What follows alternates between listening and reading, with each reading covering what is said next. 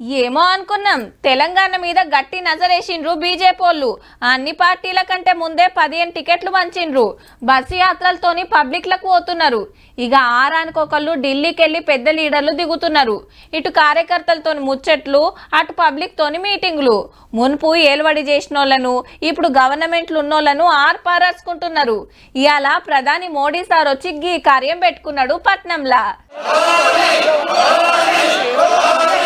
Open top jeep ఎక్కి public కు నమస్తే చెప్పుకుంటా ముంగట్కి పోయిండు మోడీ సారు. పొద్దుముకి కేరళకెళ్లి బేగంపేటల గాలి మోటార్ దిగి కారెక్కి మిర్జాలగూడకొచ్చిండు. ఈడికెళ్లి మల్కాజ్గిరి దాకా కిలోమీటర్న్నర గంట సేపు రోడ్ షో చేసిండు. సికింద్రాబాద్ కెళ్లి కిషన్ రెడ్డి సారు, మల్కాజ్గిరికెళ్లి ఈటెల సార్లు పోటీ చేస్తున్నారు కాబట్టి షెరో పక్కన నిలబడ్డారు. తొవ్వ పొడవున బారికేట్లు, అటు ఇటు పబ్లిక్ పూల్ జల్లుకుంటా ప్రధానికి స్వాగతాలు పలికిండ్రు. రోడ్ షో ఓడవంగానే చక్కగా రాజ్ భవన్ కొచ్చిండు.